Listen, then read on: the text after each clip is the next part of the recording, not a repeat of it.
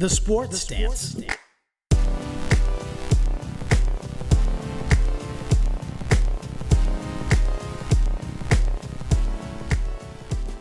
Hey everyone, and welcome to The Sports Stance. My name is Greg, and with me, as always, is gobbling his way into the show now. It's Paul, everybody. Paul, how you doing? Greg, it couldn't be better. Holidays are upon us. Means not only family, it means sports and plenty of them. I don't know how they cram all that football into Thanksgiving. I just don't. I don't know either. Would you say you're thankful to be here? I am very thankful to be on the show with you this week. I know we took a week off. We did. We've both been very busy traveling for work. I've been deep in a hole digging footings for a deck I'm working on. I've never seen bigger footing holes in my life. It was like you used a crane. They're big at the top, and then they gradually get smaller as you get farther down. Well, we have to clarify because some people are thinking you don't know how to dig a hole, but you dug the holes great, and then the monsoon hit. Yeah. And it was not fun. I don't know. I just don't know how it happened, but everything caved in. A lot of things happening in life right now, Paul. I don't know how they happened. We're going to talk about one team specifically. I don't know how they got to where they are, but they're going to be talked about plenty on the show today. I bet. But Paul, like I said, thankful for all that football. I do have to say, I heard a funny thing the other day. I was listening to a podcast with Mike Golick on it, and he was talking about the fact that Thanksgiving, he's like, there's 3 games played on Thanksgiving. There has been forever. He goes, and do you remember when Thursday night football games started happening, how much of a tizzy people got into it, being like, you can't play football on a Thursday. Think about their health. He's like, we played 3 games on a Thursday at least one time every year. Nobody gave a damn. He goes, we just extended it to the rest of the season. He goes, and every team only does it once. He goes, so I don't really see, again, what the problem is. He goes, nobody cared forever. But then all of a sudden you put it every day, but not on Thanksgiving. They're like, hey, whoa. What is this Thursday thing? Play Monday. So it's thought it was a funny concept, but yes, got plenty of football. And with football on Thursday at Thanksgiving means plenty of food. So this week we decided we'd try something with the holiday season. We have our top 5 power rankings for not only the NFL, but Thanksgiving dishes. So we each, of course, have our own Thanksgiving dish. How we rank them is up to us. Our top 5 Thanksgiving dishes and what team coincides with that dish in the rankings for this week. Paul, we're going to start at number 5. I will let you have the honors. Am I going with the food item first? I think you should go with the team first and then the food item. So I have number 5, the Titans. They deserve to be in the top 5. They don't have Julio Jones and Derrick Henry, and they're still pushing ahead. They're doing a hell of a job. I'm going to guess they're 5, though, because they definitely had that look-ahead game lost this week against the Texans out of all teams.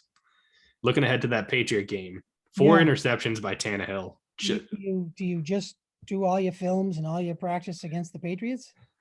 I don't know. They looked lost, but I mean, like you said, overall, they've weathered the storm pretty well. One of the top teams in the NFL, so very deserving to at least be a top 5 team. What is the dish? What is your number 5 Thanksgiving dish? Greg, that would be the turkey. All right. Going traditional. I think about the way it's eaten on my plate. I don't eat a little of everything. I eat the favorite thing last. So turkey is number 5. I was going to say, so turkey is one of the first things that you eat then. Yes, it is the first thing I eat. Make sure you get it out of the way. Get the big bird out of the way. I kind of walk by the platter and just, take the little pieces. Yeah. Well, Paul, my number 5 team, it kills me to say, and I'm sure you have them on your list higher, but they're only 5 for me. Kills me to say this, though. The Patriots are my number 5 team in the power rankings because, one, I think they've just looked as another crack in it. They've just looked really, really good. I don't know. I guess I should clarify. Their defense has looked really, really good. Their defense has carried them over this 5-game winning streak. Didn't the defense score more points than the offense last week? Yeah, I'm pretty sure that happened. Yeah. So 18 times. I actually did question. I wanted to know if there's ever been a time in a game for the NFL where not only was there an interception by 4 different quarterbacks, but 3 from the same team. Because Mac Jones threw a pick, Matt Ryan threw a pick, Josh Rosen threw a pick, and then I forget who the last guy that came in was. The backup to the backup? Yeah, and they all threw an interception. I don't know why I can't think of the last guy's name, probably because he's a third string quarterback. But 4 different quarterbacks. I don't know if that's ever happened. I did not look it up. I'm sure the Elias Sports Bureau, if we had access to them, could tell me. But I thought that was fascinating. But yes, the Patriots defense has definitely driven them into this AFC East lead, which again also is just weird to think about. I don't understand it, but they're my number 5 team. Well, Mac Jones has done what he's supposed to do, and that's not turn her over the ball. He's not airing it out big time, but he's doing enough. Their running game has done enough, and their defense is doing above and beyond. Greg, you're growing as a broadcaster. I'm not growing as a broadcaster. I'm disgruntled. But my number 5 dish. Taking it anymore. I'm not going traditional. I thought about turkey, but I'm going the less traditional main protein that people sometimes have at their Thanksgiving dinner, and that is the Thanksgiving ham. You mean the thing that's cold before you get to the dining room table? Yes, but as long as I get one of the more well done pieces, because we're going with what we like the most about these dishes, especially if I get the more well done piece and it has the glaze on it that's just the right amount, way better to me than a turkey. Yeah, turkey's kind of a garbage animal. Just well, saying. You put it at your number 5. I'm just saying. Well, I can think of things I'd rather have than turkey. I was going to say, I'm also going to point this out. We both put the protein of the meal as our 5th. Yeah. So let's move on to number 4, Paul. Who is your 4th team in this week's power rankings? So I'll probably get a lot of flack for this, but number 4 is the Tampa Bay Buccaneers. I mean, number 4. I mean, they had some faux pas, right? They had a couple of losses in a row there. Yeah. But Tom Brady, they'll remain in the top 5. They'll stay at number 4 for now. All right. And then what is your Thanksgiving number 4 dish? The potatoes. Mashed potatoes. Is it just plain mashed potatoes, or are you throwing the gravy? No, butter and gravy. You can't just. Yeah, I know some people do the sour cream and the butter in the potatoes, and then they serve it, and then they need more butter and more gravy. Well, that's you. You specifically are the person that needs more butter. I do like a little potato with my butter and gravy. I was gonna say you are more butter than potato. Betty bought a bit about a butter, and I love butter. So Paul, I'm noticing we both are going to have similar teams in this top 5 because obviously, why wouldn't we? My number 4 team is the Titans. I think, yes, they had a hiccup against the Texans, but they have taken down teams like the Rams without Derrick Henry. I think that, again, like I said, it was a look-ahead game for them. They are a hard-nosed team. Mike Vrabel is going to make sure this team is right and ready to go Sunday against the Patriots. I think Tannehill had his Tannehill game where he just was awful, but we'll see. I mean, AJ Brown has to hopefully come back from his rib injury to make them better. They just released Adrian Peterson after a 3-game run, which I don't even get what the point is. They don't have any other running backs that doing anything, but despite the loss, they should be a top 5 team power ranking wise. So that's where I have them. I have them at 4. So, Mr. Commissioner, do you think I bumped my head when I left Tannehill in? And for fantasy, and I didn't have my main man Aaron Rodgers. No, because I played Tannehill in one of my leagues. 36 points. Yeah, but I still won because I had him in one of my. I had Rodgers in my other league, so I was happy. Yeah. So I mean, but I had Tannehill in my one league because I forget who was my bench. I think Stafford. So that would probably be why, because they had a bye. But so my dish that coincides is, if I'm going to have a nice Thanksgiving dinner, it's not going to be complete without the rolls. A nice buttery roll, flaky, pull apart. You can, make a little sandwich with it if you want to, with the rest of the stuff on your plate. You got to dip it in the gravy sometimes too, just get all of it on there. Sop everything up. You have to know where I'm going next. No Thanksgiving meal is complete without a nice, tasty, buttery roll. I So agree. And they have to be warm and they can't be charred. well, yeah, that's true.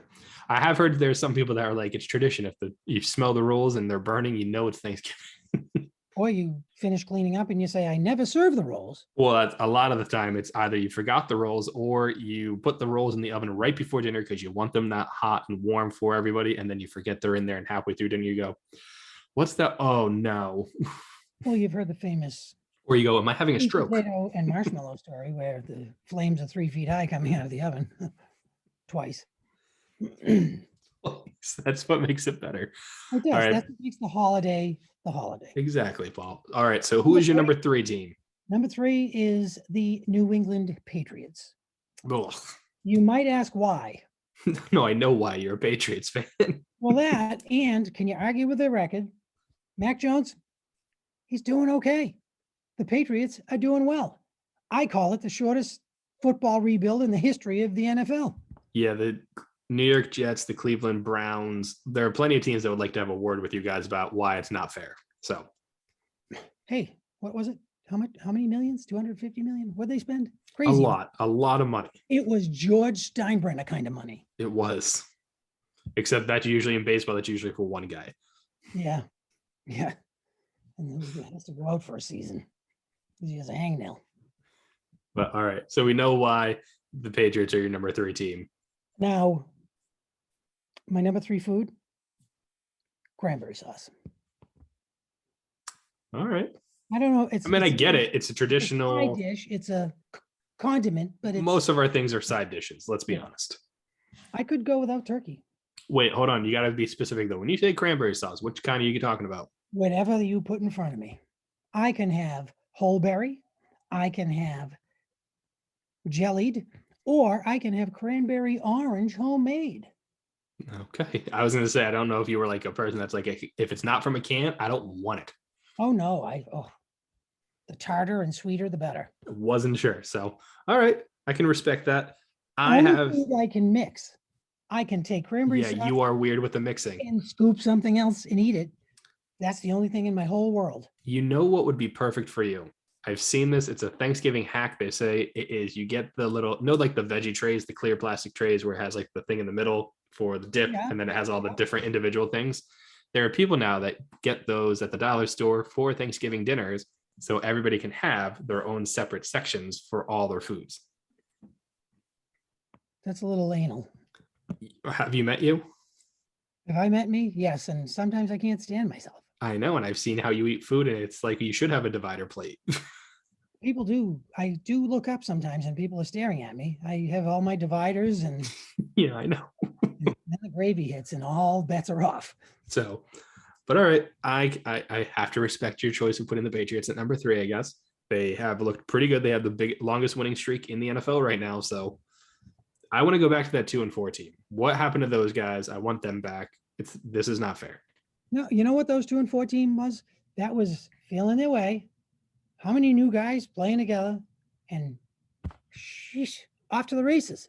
By the way, after we're done with it, there is something I need to ask you about as a Patriots fan, and I'm curious to see your reaction because of past comments you have made. Okay, can't wait. All right. So no, don't worry. My number 3 team is the Bucks. You have them at 4. I have them at 3. We of course have some flip flopping here going on. I suspect there's going to be a little bit of that throughout this whole thing, but plain and simple, Tom Brady has never lost 3 games in the NFL in a row. He didn't do it again. Monday Night Football took care of the Giants easily. His favorite team to beat, according to him, by the way. The dumpster fire Giants. The Bucks have 3 losses. 2 of them happen in back-to-back weeks between a bye week also. I just think that was it for them. That's going to be their issue. They're going to basically cruise through into the playoffs. And then from there, it's anybody's game in the NFC because the NFC is stacked this year. It is a very good conference, unlike the AFC where nobody knows what the hell is going on week to week. 1 week, the Chiefs are dead. The next week, they're alive. 1 week, the Patriots are like, okay, Bill Belichick doesn't know what the hell he's doing. And then 5 weeks later, it's like, hey, are they the best team? Should people be afraid? And it's like, what? I don't know. That's worse. That's worse. The Raiders start off hot. Then John Gruden emails pop up, drunk driving murderers and happen, and then they're dead. So it's a very weird conference this year. Anyway, so I have the Bucks at 3. I have a surprise pick at number 3. This is going to be a pick that probably is controversial because, one, it involves vegetables, and who puts vegetables in the top 5? But this is a dish I really like. I love a good Brussels sprout, onion, bacon, bake like in the oven, get the Brussels sprouts and onion nice and roast it. And then you cook up the bacon and throw it in, toss it around afterwards. And that as non-traditional. Yes, but if you want to say you have a veggie at Thanksgiving, this is the one to go with because one, you get bacon involved and it's just delicious. And the gravy goes on it really well. Yeah, everything works with it still. So you kind of get the best of all the world. You're kind of like, oh, this is healthy. When I have my mac and cheese and mashed potatoes and rolls and butter on everything else. And so this is my vegetable with my bacon on top. I think when you go to if you serve and then you go to the table, you need like a 2-foot circumference diameter plate. Yeah, I'm telling you, I might just show up with the veggie tray plate. And then make a mashed potato mountain in the middle and pour the gravy all down. I like it. All right, Paul. Ooh, number 2. Who is your number 2 team for the power rankings? And I can't wait to hear the dishes that make your top 2. Aaron Rodgers is going to bring home the Packers. And I didn't even play him this week. He didn't win. No, but it was a good game.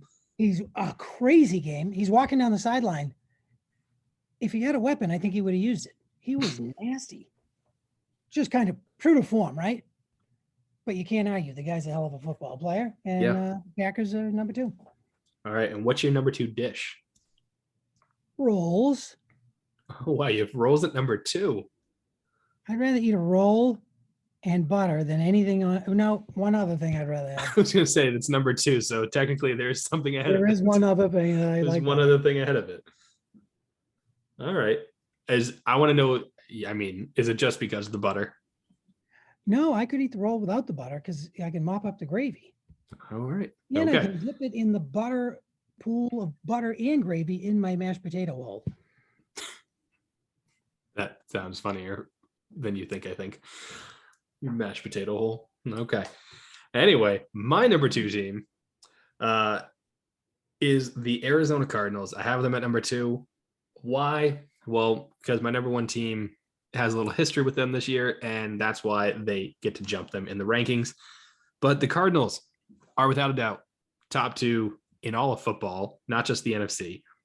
They have had a bunch of injuries. They have made it through. They have not had Kyler Murray for 3 games. They've been playing Colt McCoy, and he has won 2 of the 3 games, including one against the 49ers where they just wiped the floor with the Niners. And they haven't had DeAndre Hopkins for like half the year. And when he has been there, he's had a bad hamstring that's hindered his performance. And they're still winning. Plus, let's not forget, J.J. Watt's done for the year. He's not on that defense, which was going to be a major help. So it's just very impressive what they've done so far. And then my number 2 dish for Thanksgiving is the stuffing. I love me a good stuffing. If you mess up the stuffing, it is awful. If you mess up the stuffing, you ruin the meal. Yeah, because nobody eats it anyway. I've had stuffing where it's wet, over seasoned, and it's just like, come on, what are we doing here? What is the purpose of this day? But also with stuffing, you can have regular traditional stuffing. Stuffing was made correctly. You can have, sometimes there's some people who throw sausage into it, which also is not bad. A good sausage in my stuffing. That's always a fan favorite, especially because, again, adding gravy to it, just because. Butter and gravy just added to it. But I might have to change my top. Love a good stuffing. So that is my number 2. I heard that about you. Yeah. And it's also the Cardinals, Stephen the Bird. Stephen the Bird. It's a big bird. Number 1. All right. Who is your number 1 team? Soccer, Cardinals. All right. Best record in football, and I'm gonna say you're just gonna echo what I said. Yeah, and they're a good team. They got depth. And they're in a hard conference. Yeah. They're in a conference with the Rams. And the Seahawks, who have been iffy, but Iffy. But there are some AFC conferences that are like, TIT. yeah. All right. But so you have the Cardinals number one. Again, not shocking to me. What is Paul's number one must have on Thanksgiving? Drum roll. Of course, it's stuffing. Okay. And I will tell you, 9 out of 10 Thanksgivings, I can't eat it because I'm so full. I say the best for last, and I can't eat it. I look down, as hard as I try, I say, I got to cover this up or I'm going to be sick. I've never understood that about you. You being the person that takes your favorite thing and saving it for last, I understand. Everybody does that. A lot of people do. But the fact that you make sure you have so much other food on your plate that you can't get to the last thing that is your favorite blows my mind. You start off with a small plate and a bunch of the thing you like, and then you can go back and get more of the others if you want it. You have a new job. Not only do you have the final pillow, you this year need to encourage me to eat the stuffing first. Oh, you kidding me? I'm going to be the one at the table making all the inappropriate comments just to stir things up because it's fun. Yeah, you do that. I do it and I don't mean to do it. And then I get found out I wasn't filled in on certain things were known and not known. Oh, yeah. You just spill the beans. I thought it was common knowledge. Well, there's not a lot of common knowledge, a lot of secrets, a lot of stones unturned. Exactly. So it makes it more interesting when I unturn a stone without knowing it. You start telling a story and everybody looks at the floor. It's fun for me. But anyway, so my number one team is the Packers. Like I said, they have history. They beat the Cardinals despite not having any wide receiver. They played their running backs as their wide receivers, and it worked for them. So the fact that they had beat the Cardinals is what lets me springboard them. Yes, I know the Packers lost to the Vikings this week. That does not matter to me. Their offense put up a bunch of points, and in the end, offense is going to win them more games than it's not. Aaron Rodgers is dealing with a toe issue. He still looked phenomenal. He threw, like you said, 4 touchdowns. He had a monster game. Their defense just oddly enough could not stop the Vikings. It was very odd that they couldn't shut them down at all. They couldn't though. Packers though, still the best team to me right now. They're not a team I'd want to have to face in the playoffs. In general, I mean, Aaron Rodgers is Aaron Rodgers. He's going to always have you in the game. Very rarely are they going to get blown out if he's on the field. Eddie. My number one Thanksgiving dish. You had it way back in your rankings, but I am a potato guy through and through. Mashed potatoes and gravy. That is, I could survive just on that if I had to. Mashed potatoes and gravy is like my favorite thing in the world. Put it with any dish, any meal, I will eat it. I don't care. Put it with pizza, still have it. Like, it does not matter to me. I will eat all types of potato, but mashed potato and gravy is without a doubt my favorite thing. And I actually have to see if I can find it. Bill Belichick came out today, or he was asked today, I believe, about like his favorite dish for Thanksgiving. And he said potatoes. So I have to find the quote because it's just also kind of ridiculous of how I'm picturing Bill Belichick. He goes, "Oh boy, it'd be hard for me to potatoes onto the gravy." No, he said, "Oh boy, it would be hard for me to turn down any type of potatoes. I'll go with whatever. Mashed potatoes, scallop, bake, load them up, throw some butter on there. Starch me up." Starch me up. I'm just picturing him saying that for some reason. I'm like, starch me up. Starch me up. Give me something unhealthy. Then I'm on to the turkey. Got paid how much to do those Subway commercials? But all right, there we have it though. Our top 5 teams, our top 5 foods. Hopefully we will get plenty of all that football action and our top 5 teams have good games, but also mainly let's hope you eat the stuffing first. I will eat the stuffing first. Good. I'm going to hold you to that. All right, Paul, we're going to move on to not only do we celebrate the food on Thanksgiving, but like we said, there are games. There are 3 games. We each are picking a must-watch of the day. I can tell you right now, neither of us decided to go with the Lions and Bears. I am shocked. And I'd be remiss if I didn't say the Tigers. Lions and Tigers and Bears. Oh my. Oh my. Well, main reasons that we're not choosing that game is 1, Tim Boyle or Tom Boyd, whatever the guy's name is, the backup quarterback for the Lions, who had a terrible college career and somehow is a backup quarterback in the NFL. It makes zero sense. Most likely is starting because Jared Goff has an oblique injury. And then the Bears are just the Bears. And Matt Nagy, like, nobody wants that as their first thing to see and watch on Thanksgiving. Let's just be honest. I agree. So then we move along. My must-watch game, I'm going with Dallas versus Vegas. It should be a good game. Like I said, the Raiders have just I don't know what happened to them. Shit hit the fan in Vegas, and so did their team. They have not looked well after week 5 of this season. Maybe they figure it out against the Cowboys. The AFC West seems to kind of have Dallas's number. Denver trounced them. Kansas City just beat them. Maybe Vegas is next. Who knows? Dallas also, though, I think is on a 2 out of 3 game skid. So they haven't been playing that well lately.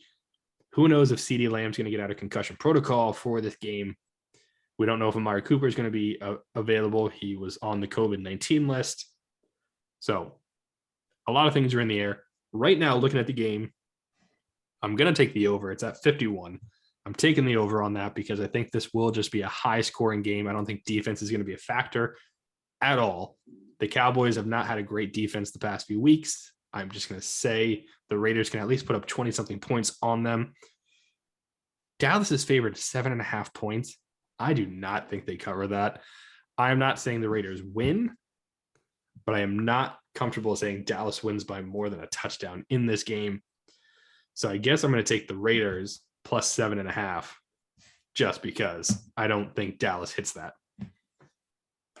Paul, what is your must watch? So my must watch, clearly, it just kind of by process of elimination says the Bills and Saints.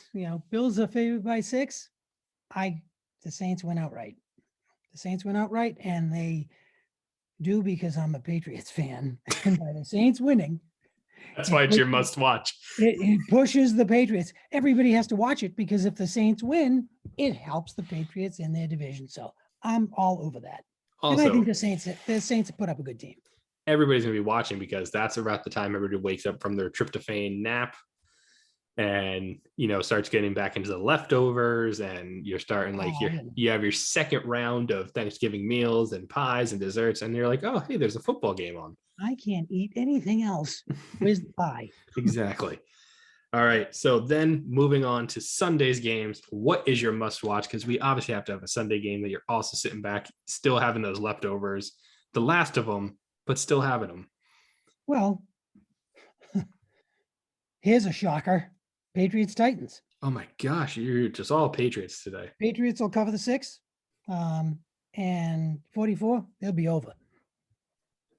See, I would think I'm going to, if I'm you, I'm taking the defense, under. Pretty good defense. You go with the over. I'm going to go with the under there. Okay. But all right, it's brave pick of you going with the Patriots covering that 6-point spread. But you know what? I got to respect the game. My must watch, did not think I was going to be saying this as my must watch. The Bucs versus the Colts. I don't know what happened to Indy, but they have come on in a way that makes them kind of a dangerous team to play right now because they're looking very good. They just killed the Bills. Jonathan Taylor had 5 touchdowns. Carson Wentz is playing very well. He did some of his magic tricks where he ducked under 3 defenders and ran for 18 yards when it looked like he was going to get sacked for 18 yards. I mean, I'm guessing at this point, I want the Bucs to win, 1 for the Eagles to get a better pick. But I think if Carson Wentz plays this full game, he hits that 70% mark. I'm not sure if he needs 1 more, but you need Indy to win enough where they keep playing Wentz, but not win enough where they get a decent pick. So it's a whole thing. But Tampa Bay is favored by 3. I think they cover that easily. The over-under is 52. After watching the Giants game last night, I think the Colts offense is more capable than that, but I don't think their defense can hold the Bucs to less than 30. So I'm going to say the over there. I think it's a close game. I think it's like a 30-24 type game. So that gets the over, that gets the points for the Bucs. That is my must watch though, because I'm not going to bet against TB12. Yeah, I don't know if I would. Except against Aaron Rodgers, maybe. Well, but we'll cross that road when we get there. Unless they're golfing. By the way, Packers and Rams is definitely a must-watch game. But I wanted to go with the more shocking one. Just saying. I hear you. All right. So, Paul, we're going to take a quick break. We're going to hear from BetUS. And when we come back, we have to talk about something in the NBA that's happened to one specific player that has never happened in his entire career. But first, a word from BetUS. Play ball. BetUS has all your gambling needs. Make sure you check them out today. When you do, use promo code 12ounce. That's 12OZ. BetUS is America's favorite gambling site. That's not me. That's guaranteed what everybody thinks. Go to BetUS to make all your gambling plays on sports and casino games, whatever you're into. Go check them out. BetUS. Use promo code 12ounce to get a special deal, helping us and helping you today. Always remember, gamble responsibly. Play ball. That's right. Always remember to gamble responsibly. And Paul, like I said, something happened in the NBA that has never happened to one specific player before in his career. And his career is spanned at 19 seasons. That would be LeBron, the King James, got suspended by the NBA for a game for the actions that took place Sunday in Detroit with Isaiah Stewart, who got suspended 2 games for what he did. So if you have not seen this, I don't know how you haven't, but there is a scuffle with LeBron James going up for a rebound during a foul shot. Stewart kind of seemed to be grabbing his arm. LeBron, when he was jumping in the air, swung his arm back. Clear kind of get off me. I'm going to hit you in the shoulder to get you off me type thing.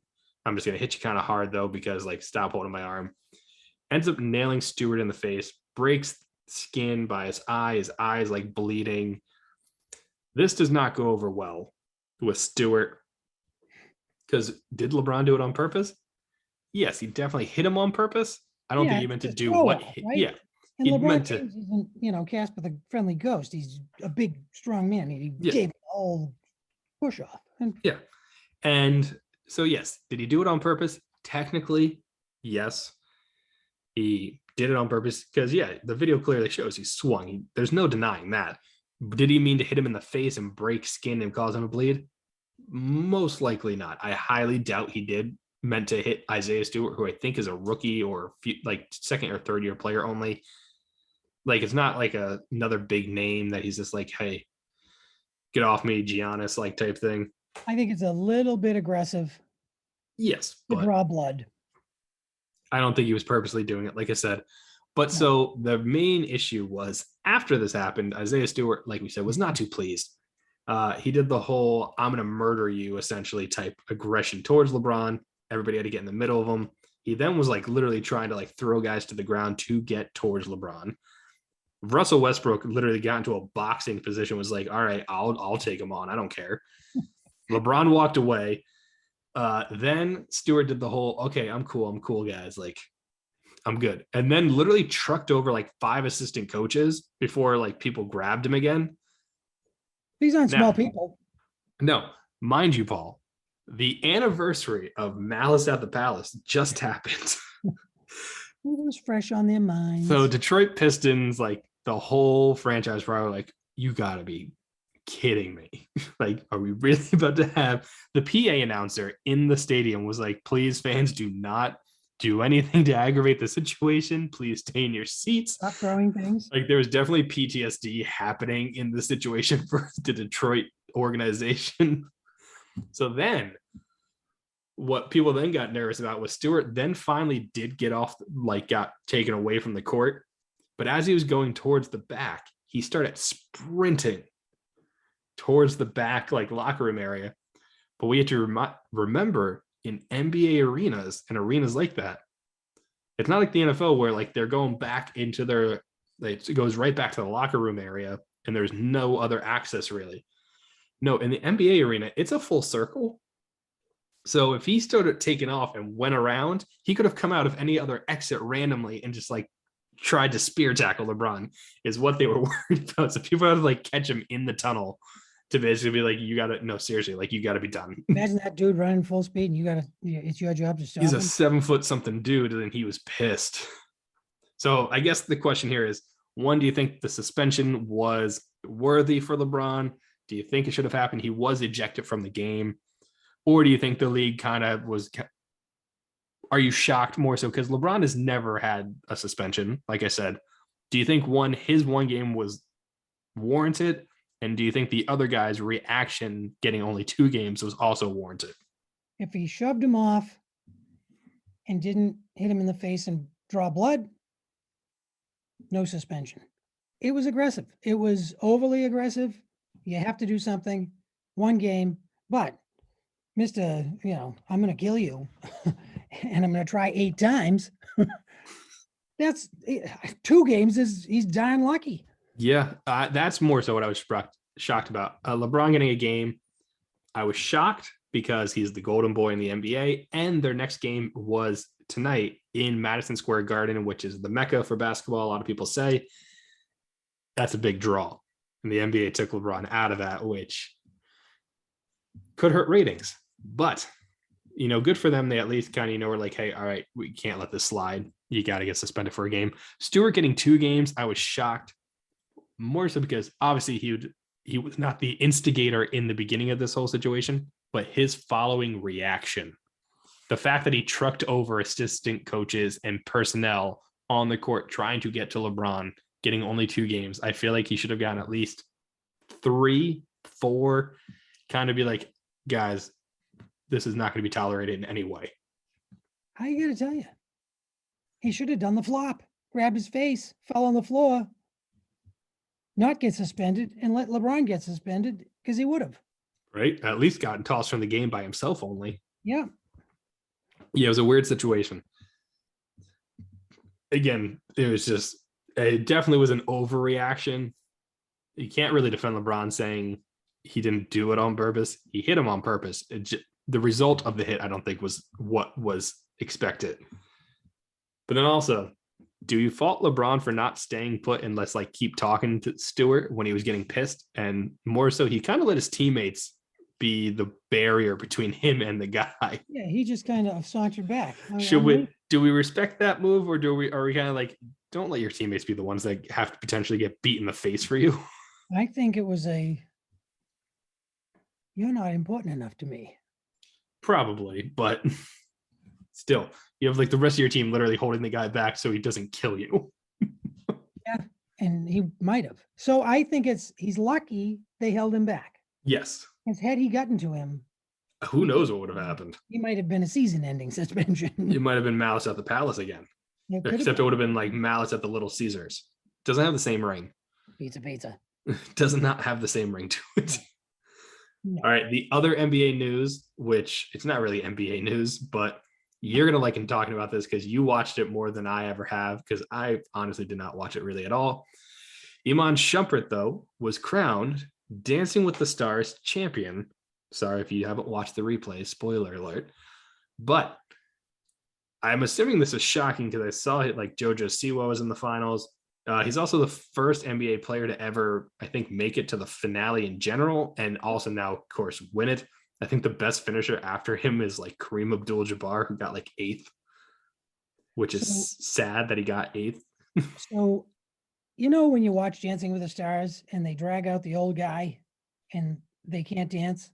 Yes. Iman Shumpert was that awkward in his first performance. And I'm like, oh, this guy's going home. And I think about those sports figures that come in, they have a mental roadblock that they have to get over. They have to get over that hump that says, I can still be cool and do ballroom dancing. And I got to tell you something, it flipped a switch. That man can dance. And it was crazy. Yeah, you watch it because there's really nothing else on. I enjoy watching him. The painful ones are the guy from Karate Kid who, he can barely walk, never mind dance. And the girl danced around him. It was just horrifying. But that guy, most improved dancer in the history of the show, he could barely walk. And I was very excited for him that he won. JoJo Siwa, she already was a dancer. What's her name? Coots. I honestly could not tell you. Talk show. Her husband passed away from COVID.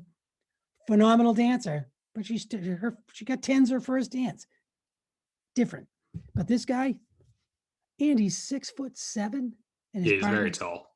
5'2". I mean, he's an NBA player. He's very tall. Yeah. So think about that awkwardness, and he made crazy, absolutely crazy with his hand movements. I mean, I saw clips. He looks like he did a very good job. So phenomenal. It's like, and so they do this thing at the last show. by the way, I figured you would be the expert on this. That's why I had you. This is your take for us. So we were watching it last night, and we're like going to throw the TV out in the backyard if he doesn't win, because by far they do this freestyle thing. You should have seen the moves on that dude. It was crazy. It was absolutely crazy. But anyway, great ending. It needed to end that way, and usually things don't. And you want to throw a rock through the television, but That is true.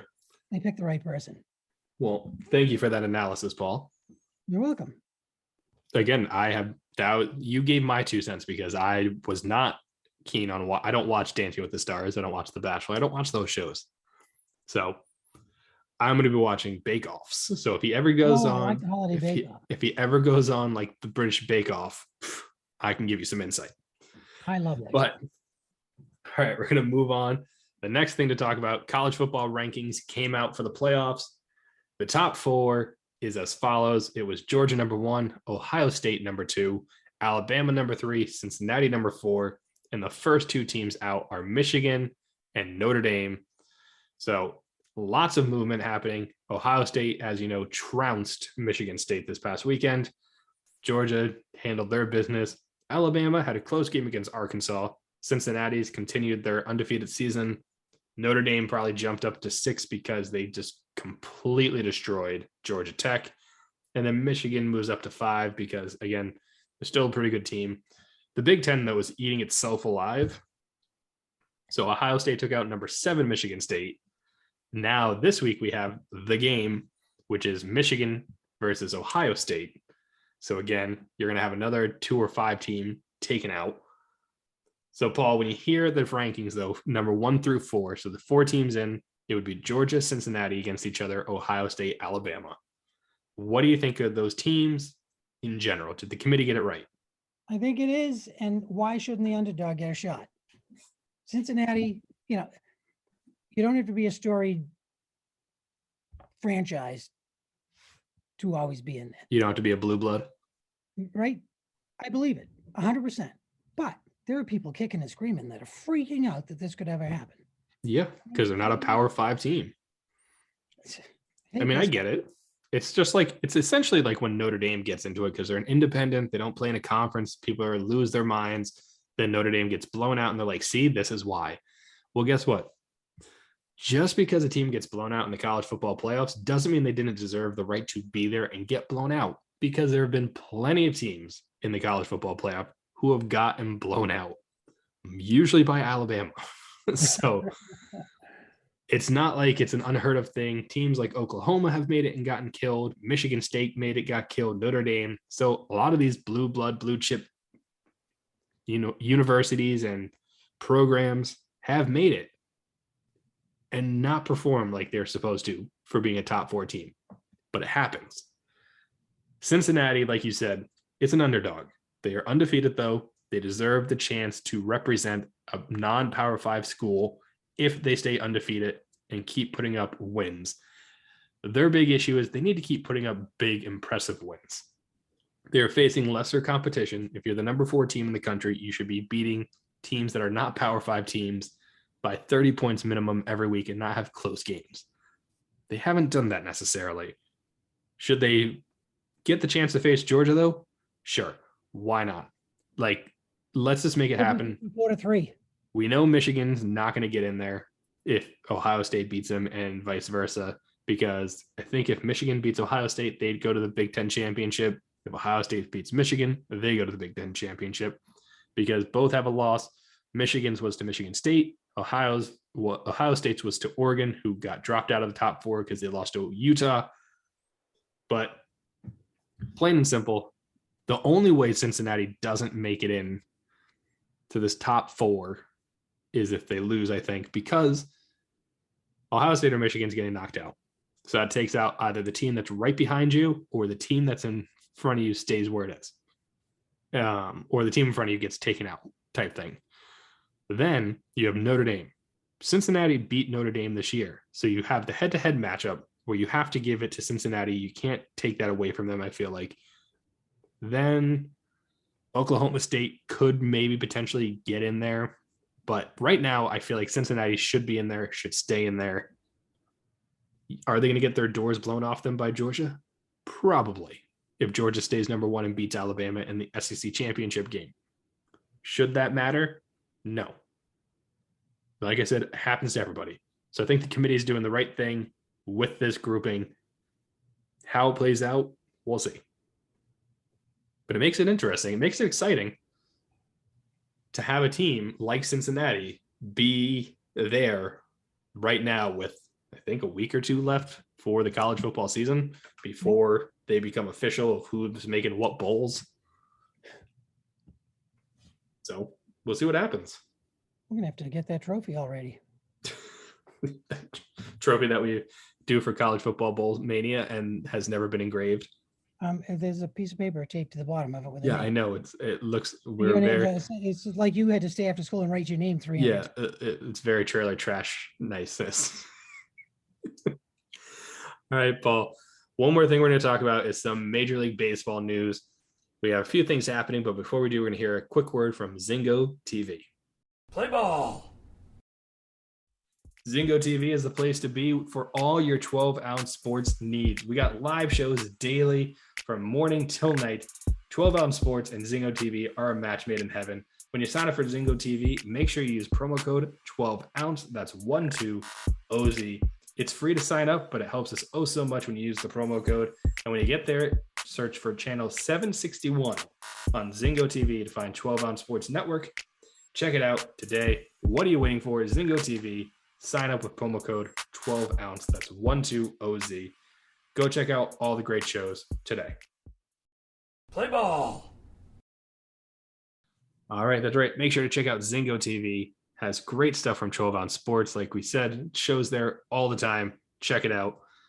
Paul, the last thing we're going to talk about is some baseball news. We have a few different things to discuss. The first we will start off with is the fact that Alex Cora had his contract for 2023 and 24 picked up by the Red Sox. They have exercised their options on both of those.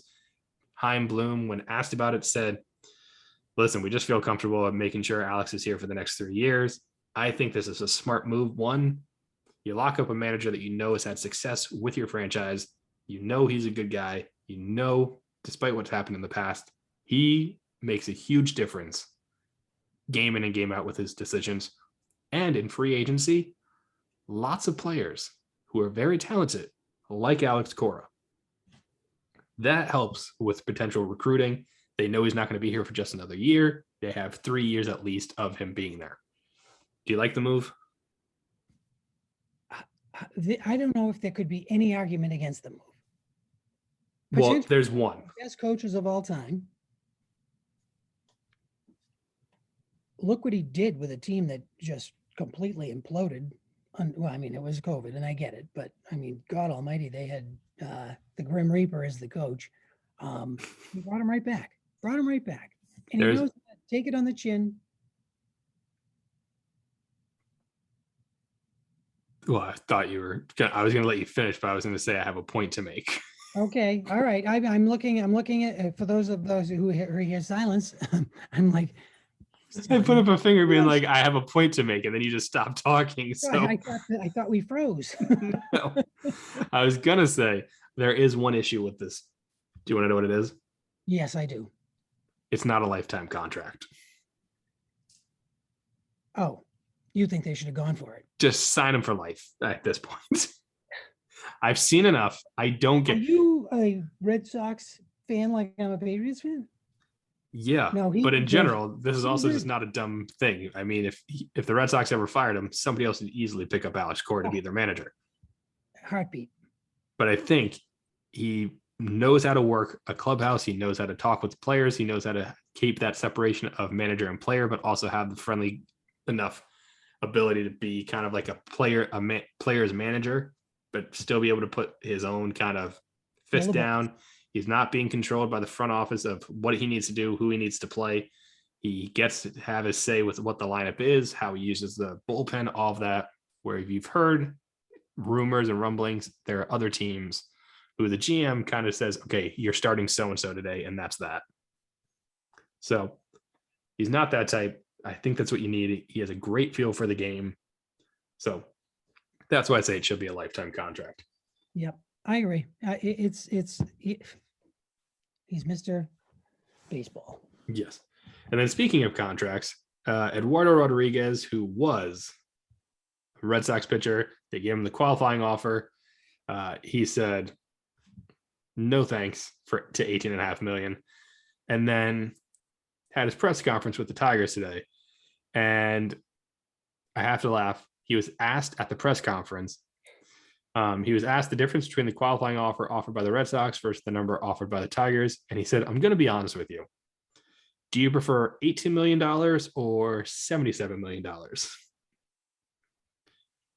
The reporter laughed because he was like, well, okay, I get your point. Because that's what he's looking at. The Red Sox offered him $18 million for 1 year. Yes, that's not chump change. That's a lot of money. But when you get baseball contracts are all guaranteed. Whatever you sign for, that's the money you're getting no matter what. Whether you play or you don't. He was offered 5 years, $77 million. That's $15.5 million roughly every year. So yes, he's making $3 million less this year than he would with the Red Sox for 1 year. But what's to say this year while he's starting, he gets Tommy John surgery and is donezo for 1.5 years. He doesn't have to financially worry because he's already has his deal. So I get what he's saying. I like the fact that he was actually that honest. I always say it's about the money. Thought it was great. And they also then asked him, what was your contract talks with the Red Sox? Like, what were they offering? He goes, I didn't talk to them about how many years and all that. I know they want to be back there, but it's time for me to move and start the new part of my life. Basically, what he's saying is they didn't offer me multiple years. They just basically said, we're going to give you this 1 year. That's it. We don't know if you're going to be back. So I liked it, though. I like the honesty. And he's right. $77 million is a lot better sounding than $18 million. That was a dumb question, though. Well, I think it was more so like, I think he was trying to get like at, did they make you a multi-year offer or talk about it at all? It's not like it was 75 for 4 years versus 77 for 3 years. You know, it was apples and oranges. So then besides that contract news, other contracts have been signed. So Justin Verlander returns to the Houston Astros, which kind of surprised there. I kind of thought he was going to play the market, but he signed for like $25 million. But the big thing is the fact that Tampa Bay, who is a very frugal franchise, would you agree?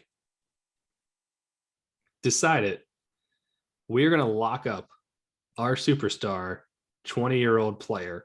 Wander Franco signed a 12-year contract extension. He is 20, so this will expire when he's 32, just after just towards the end part of his prime. It pays him a minimum of $182 million. It can be up to $223.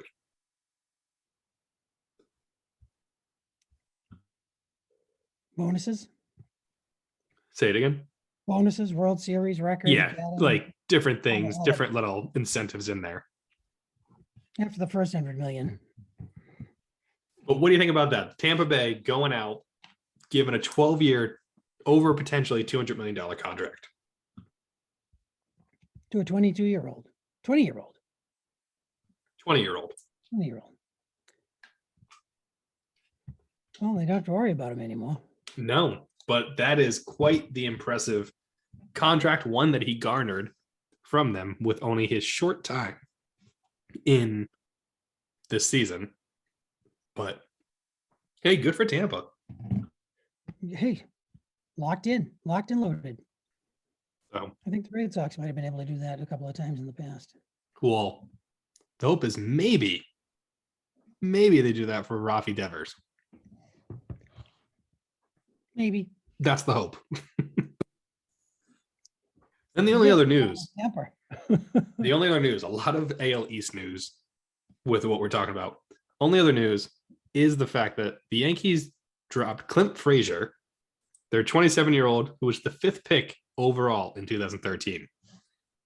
Can you believe they dropped top 5 pick? They never really gave him a chance, I feel like. Personality. Personality? There's always something. It's because he's a redhead, isn't it? Carson Wentz. Because he's a redhead. Both. You just named 2 redheads. You have something against redheaded people. No, I don't. Could have fooled me. I believe that it's sometimes people are worried about talent, and it isn't about the talent at all. It's about relationships. I think it was more so about the talent, but Well, yeah. Well, he's not. If he was good, he'd still be there. Exactly. Exactly. Well, you got to weigh that good against the good of the rest of the team. Where are you putting your nickels? That's true. But all right, Paul, that's going to wrap it up for the show. Any parting words for Thanksgiving or the holiday weekend in general to all of our fans? Enjoy your family. Keep it safe with a mask. You never know where everyone's been. This is true. I never know where you are. But I agree. Stay safe, stay healthy. I know I'm going to be lighting it up at Paul's this weekend. And then hopefully everybody will have a nice, safe weekend traveling and having fun with family and friends. Like you said, stay safe, stay healthy. Thanks for tuning in. As always, make sure to like and subscribe. Paul, as always, thanks for joining us. And don't forget, eat the stuffing first. Gobble, gobble.